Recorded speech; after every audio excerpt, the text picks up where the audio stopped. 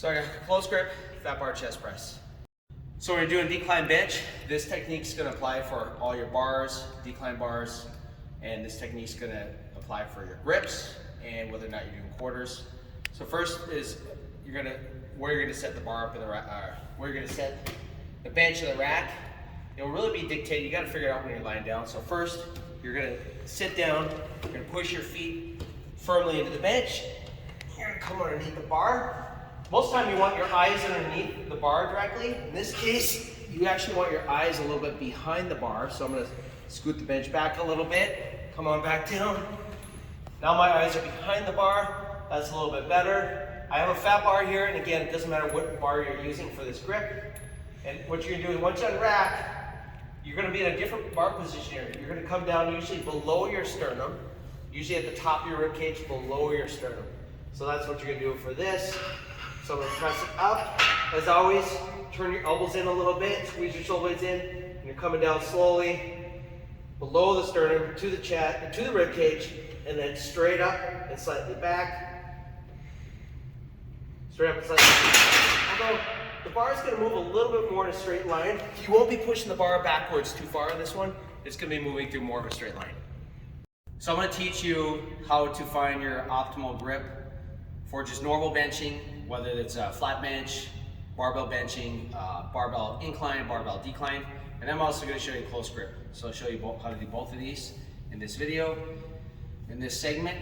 And typically at Higher Power, we typically favor more of a moderate grip. We don't like to go super wide, we don't like to go super narrow. The reason is when you do wide grip benching, you tend to put a lot more force in your shoulder, about 1.5 times the force.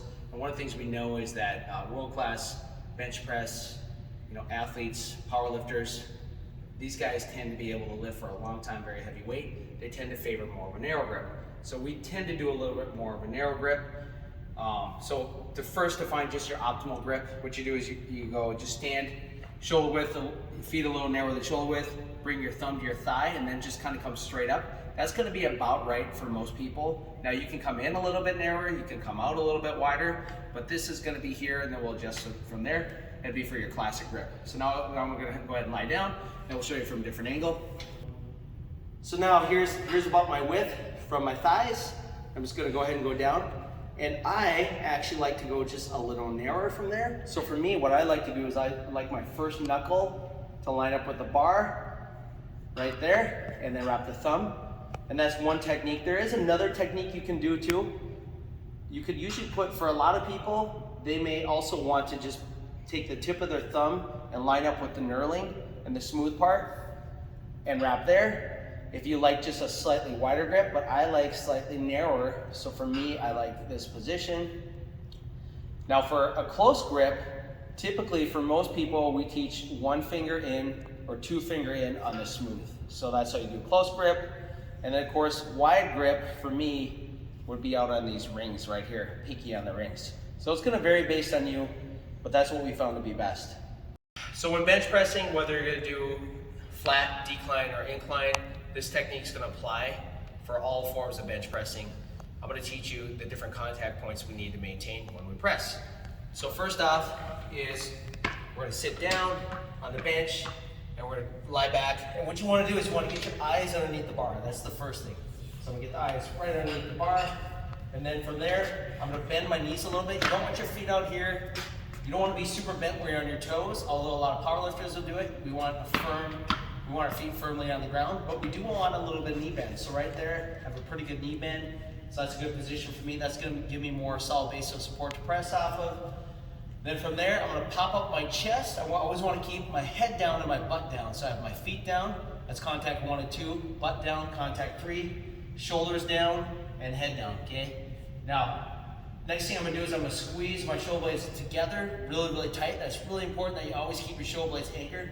So squeeze together, I'm gonna get my grip, and then from here, I'm gonna press up the bar. If you have a spotter, it's always good to have a spotter on the bench, not only in case you get stuck, but it does save your shoulders. If you're always unracking on your own, it's a little bit harder on your shoulders over time. So first thing I'm gonna do is I'm gonna press up, straight, bring the bars straight forwards. I'm gonna turn my elbows in a little bit, and then I'm slowly gonna come down either to the chest, or the biggest thing is range of motion. We always want a pain-free range of motion. Ideally, we're coming down to that chest, but if you're having a lot of pain, then you should use a range of motion that would be different for you. Maybe you would put a towel on your chest or a board, or you would just simply stop. We want maximum pain-free range of motion. And another thing too, as far as with this grip, I always want, when I press, you don't want your elbows flaring out with any type of grip, okay? Whether you're super wide or narrow, you always want your elbows turned in a little bit. As you press, your elbows are turned in as opposed to being up here. If your elbows come above your 90 degrees, you're gonna have a lot of pain in your shoulder. You're gonna create shoulder problems in your shoulder. So keep your elbows down, below your shoulder, ideally somewhere between a 45 and 60 degree angle. One thing we should talk about is bar path too. What happens is when people press, a lot of times they're gonna press in their arm, they're gonna press forwards, they're gonna press up and forwards like this. You can see my arms at an angle towards my body as opposed to being 90 degrees. What you wanna do is keep your shoulder blades tight. You're gonna come down and the bar is gonna come down and slightly forwards. And then as you press, you're gonna press the bar up and slightly back. Down and slightly forwards, up and slightly back. But as you're pressing, your forearms should be vertical at all times. So what you wanna avoid is, avoid pressing forwards like that. Forwards like that, that's really hard on the shoulders and you have no leverage. Instead, keep your elbows under the bar at all times. Press up and slightly back, down and slightly forwards. And what you're doing is you're literally approaching, in the flat press, you're gonna be approaching your sternum.